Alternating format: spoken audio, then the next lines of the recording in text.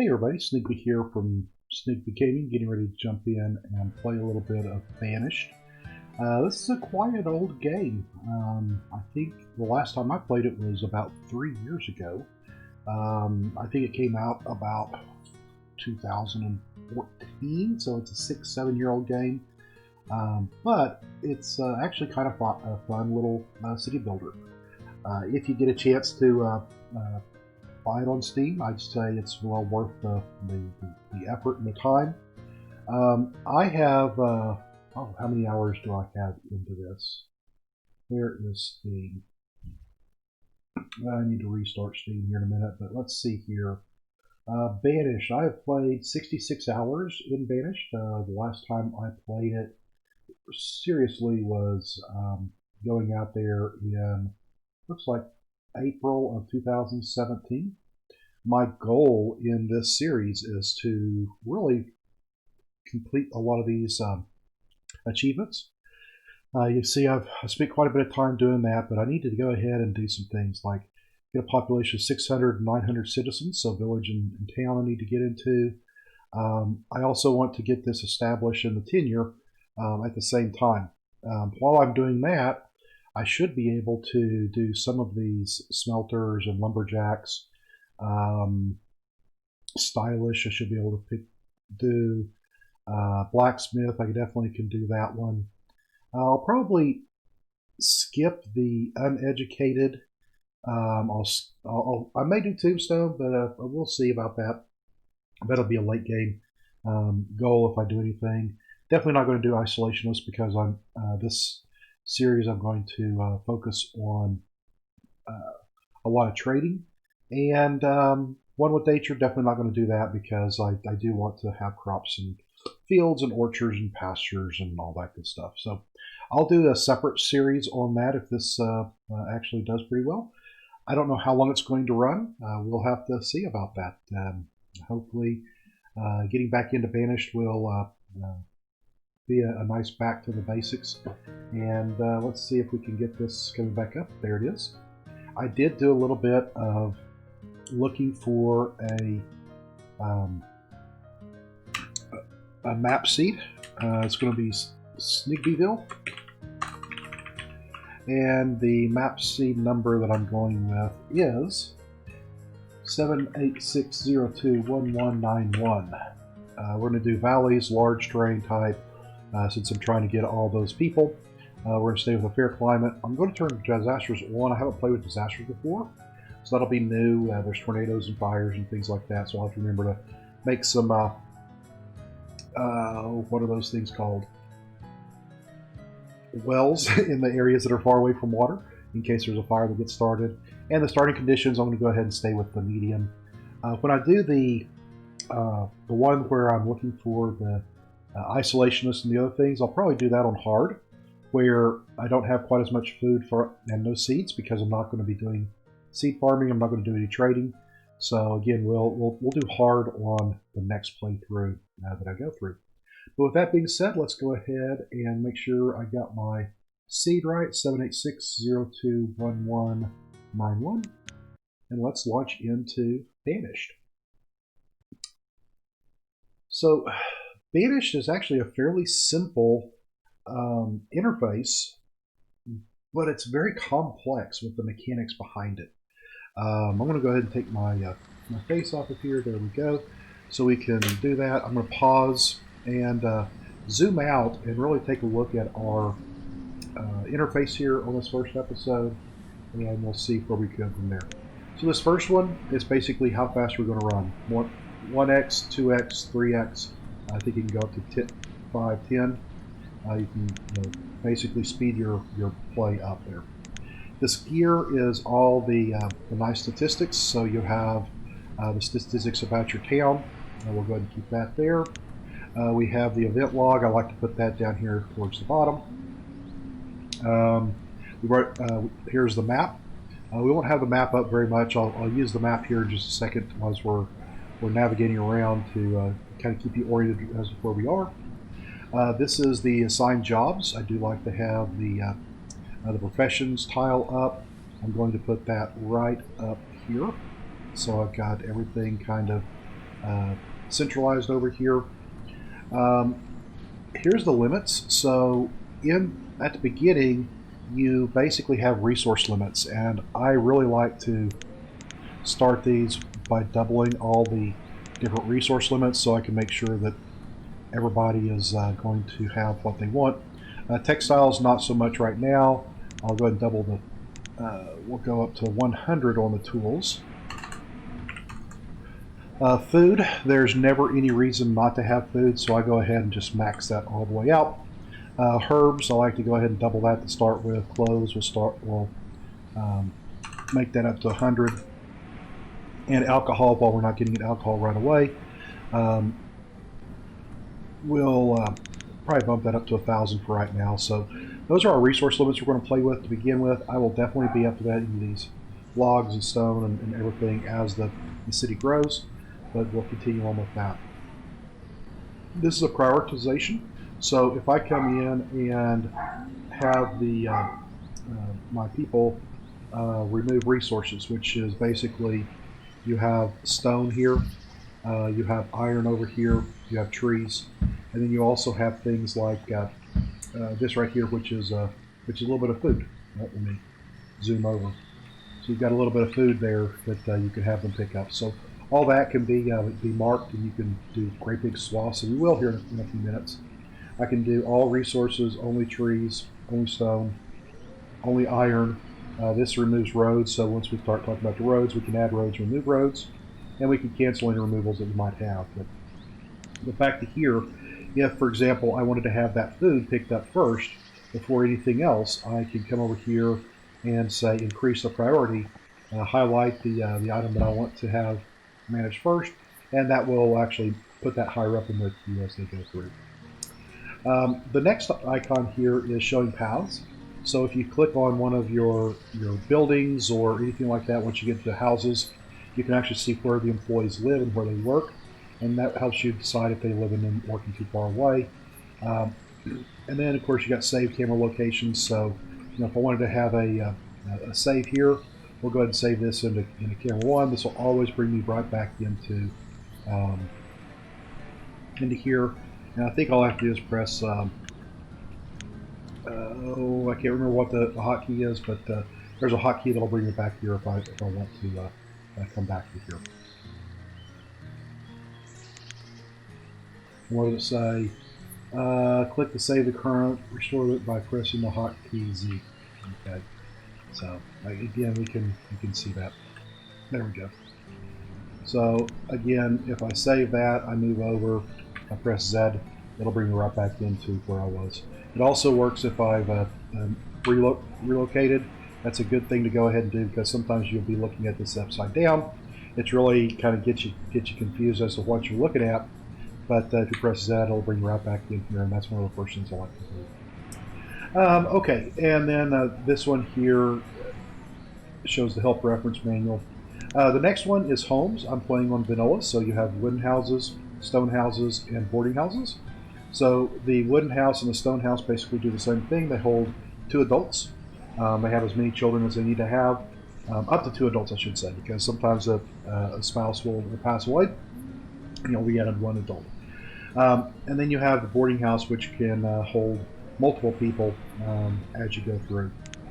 The roads, you have dirt roads, and that's what we'll start with. You can upgrade those to stone roads. They travel much faster. That's a late game type of thing when you have your stone out there. You got wooden bridges, and then you have tunnels. There are no stone bridges, so if I wanted to build a bridge crossing across here, I can do that, but we'll take care of that in a little while. And then the tunnels allow you to, let's see if I can, you can build a tunnel through that mountain to give yourself access to both sides. Again, I'm not going to mess with that right away because I've got to go back to doing this. Storage barns. Storage barns allow you to store goods such as food and clothes and other things. Stockpiles allow you to store the iron, wood, and stone. You have a marketplace. A marketplace allows a single person to go to the storage barns and bring things back to a central location. And then from a central location, your residents can actually go and pick up stuff. So this is a good place to just store a lot of different things like food and wood and coal and heating, warm coats. And you don't define what they are. They're just going to pick up what they need. But this is a great thing to have in the central of a big residential area, so that your residents don't have to travel long ways to get to a stockpile that might have a piece of wood that they need to have. They can actually go to a more centralized marketplace. And then, of course, you have your trading posts. And the trading posts have to be set up on a river. We'll talk about the rivers in just a second, but basically, if you're looking at the map down here, this is our river that runs through here. We may be able to get some stuff going on up here, but basically this is where your boats will come in from a trading route, and I believe they'll be able to make their way up there as they go through as well. Okay, the next one here, town services. Remember I talked about wells. This is if you're close to a river and there's a fire starts, they'll just grab the water from the river. If you're a ways away from the river, let's say you're up here, there's no water. If the fire starts, you have a lot of wood structures, well, they're going to burn down. So you want to have a well to fight fire.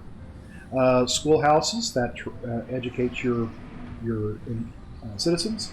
It does take a child longer to mature because they spend 10 years as a child. I think it's another 8 years as a student, and then they can become an adult. But once they are trained through the schoolhouse, they're more productive. So it makes sense to go ahead and invest the time early from that. We'll talk about populations here in a little while. Hospital, there are diseases that come out. We won't call it COVID, but we'll call it yellow fever or something like that. But that's where you can treat diseases. We'll talk about hospitals when I put that out there. The town hall, this is a great resource. Right now, I'm really I just have the basic Snigbeville infographic up here. It just gives me the real high level stuff.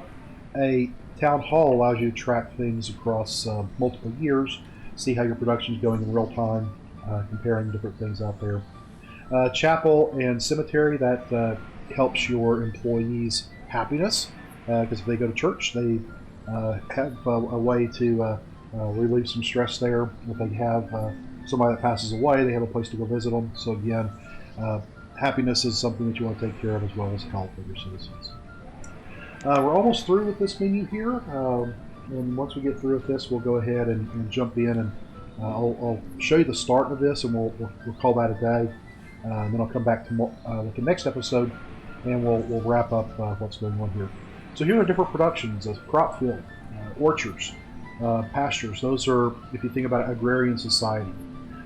Fishing. This is a little bit of an agrarian, but because you're going to have a building that puts it out there. But then you end up with hunter-gatherers and a gatherer hut. This is more for the gathering side of the house. This is the agrarian's field. This is the going out there and gathering things up. So if you're far away here and I wanted to pop down a hunting cabin, you'll see there's a nice circle that shows where we're going to be hunting from. So any of the deers and wild game that comes through here, they'll be able to pick that up. From a gatherer's standpoint, they'll be able to pick up those things like the that little thing right there, that food we were talking about a second ago. It'll be able to pick that up automatically, so you don't have to go out and hunt for them. This is your production tab, so you have a woodcutter. One of the important things here is once you start building houses, you do have to have firewood or coal to heat those houses. You have a forester. In order to feed the woodcutter, you got to cut down trees. Trees also help you build the houses. You also need stone for that. Herbalist. This is how your citizens, if they get sick or injured, they'll go and pick up some herbs and basically take care of themselves. So it's nice to have a herbalist fairly soon in the game. It's not priority 1, but it's like priority 3 or 4 as you go through there. Blacksmith. This is something that's very important because you'll want to go ahead and build your tools, because if these people don't have tools, it's hard to chop down a tree. Hard to pick up the iron and the stone. So we'll want to go ahead and get one of those going. A tailor. In the wintertime, it gets cold. If you got cold, you want to put on a coat. So there's a couple different coats you can make.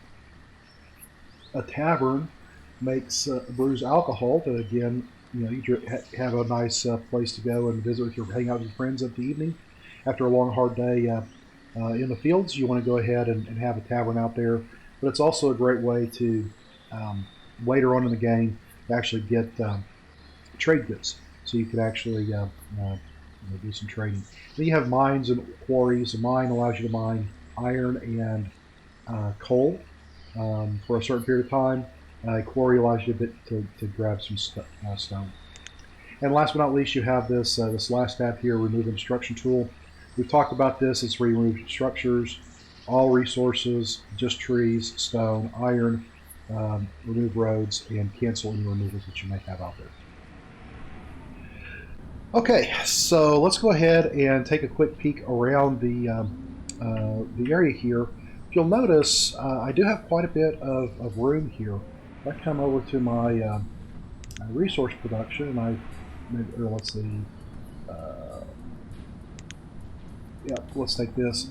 So if I put a forester lodge in here, there's a lot of room for me to do that. There's also a circular radius around the gatherer's hut and the herbalist and the hunter, and typically you'll see those pop down in a single area. So I've got a lot of places where I can put these, but that's good for early game. Later on in the game, you'll still want to have these, but you'll see that I'll be putting these in, and then I'll eventually deconstruct them and keep moving them down, and eventually you'll see that my plan is to have a forester's lodge and kind of one of these places all the way around the edge of the build here, with a couple of exceptions as we go through here. So you'll see there's a lot of places I can have the trees being produced and things along those lines. Towards the center part of town, what I want to do is I want to have this to be more agricultural. And so we're going to start with this location right here will be our central hub. So I'm going to go ahead and save a spot for the town hall. We'll also have a church and some other things here in the center. We'll start building some houses around that eventually. And eventually we'll get into some fields around that, some crop fields, as well as the trading posts and different things along those lines. All right, so let's start by laying out a couple of things here. So the first thing I want to do is I want to go ahead and kind of lay down the central location of where we're going here. So I'm going to go ahead and lay down this dirt road down here. That gives me a nice central point to key off of. We can also come in here, and I will set a road right down the front here of my storage and my storage barns. And then I also want to come up here into this little area here, and this is going to be my first production area. And the way I'm going to do that is I want to start off with my gatherer's hut, and I want to basically maximize the amount of space that my gatherer can utilize. And fortunately, if you'll notice, if I put that gatherer's hut right here, it will, I gotta go in here and do this, it will go ahead and provide us a base to put everything else here in just a second. So here's my gatherer's hut. It's facing to the north here. I'm going to go ahead and draw another road in.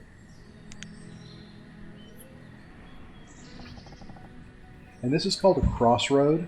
It's just a real easy way to start your builds as you go forward. The next thing I want to do is I want to go ahead and get a storage barn and a stockpile going. And I think what I want to do is I want to put my well, let's not do that. Let's go ahead and get my not that one. I want this one. I want to get my forester's lodge put in here. Now these forester lodges are actually pretty cool because they will those forester lodges, you'll notice that circle almost completely overlaps my gatherer's hut. This will allow us to plant trees and cut trees, harvest trees in an eco-sustainable way. This forester will also, as he's picking up trees, he'll be picking up the different stones and things like that. And since we're going to be doing that, I probably ought to have a stockpile here. And I'm going to go with a 6x6 stockpile. And that's just a good number to have. The other thing I want to do is I want to have a storage barn that's up here as well. And I didn't run my road far enough north, so let's go ahead and get that road pushed on up there a little bit. So I know where to put that storage barn. So what I'm doing is here, I'm looking for that little red spot there, and I'm just going to line this up just like so to put that storage barn right there. The next thing I need to have is I'm going to go ahead and have a woodcutter. I'm going to put the woodcutter down right next to here because I want to have the woodcutter and the that real close to each other. So I've got the gatherer's hut, I've got the forester's lodge. They're both feeding into the storage barn and the stockpile. I've got my woodcutter here. You know what? I don't want it there. Let's cancel that. Cancel building. I want to put that on the other side of my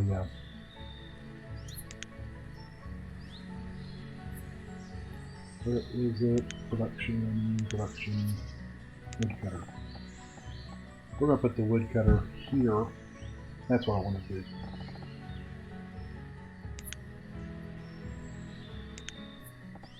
Let's remove that. And I also need a... What else do I need in here?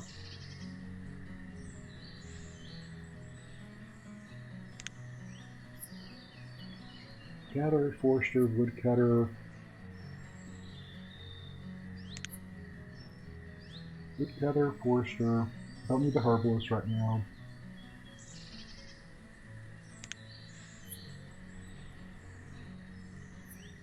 Ah, hunting cabin. That's what I wanted.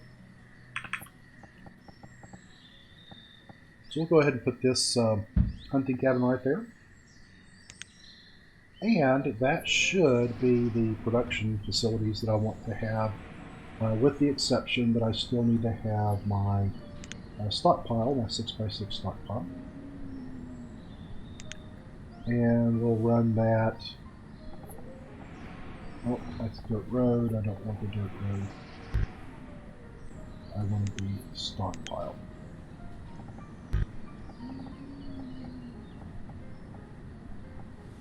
Six by 6. And now I need a storage building. We'll go ahead and put that on this side of the process. Alright. So let me go ahead and move some things up here. Have that. That's fine. That. I'll move the hunting cabin over. You'll notice what I'm doing here is I'm putting all of these along the side because I'm going to pause these so they're not being built right away. The next thing I need to do is I actually need to put in some houses around here because every one of these facilities needs somebody to live in it and work in it. And what I want to do here is I've got a couple of options, and I've seen this done one way, but I'm going to do it I think I'll go ahead and do it this way for this one.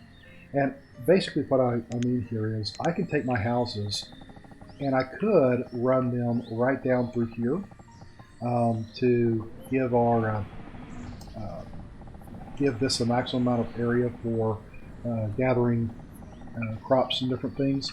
But I think what I want to do is I'm going to go ahead and plop these down right around here. 3,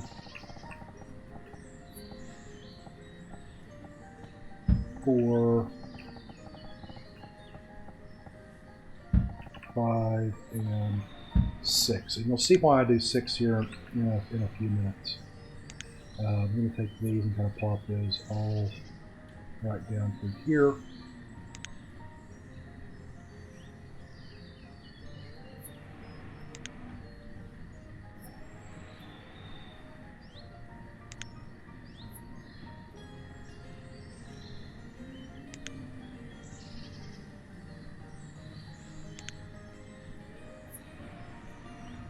All right.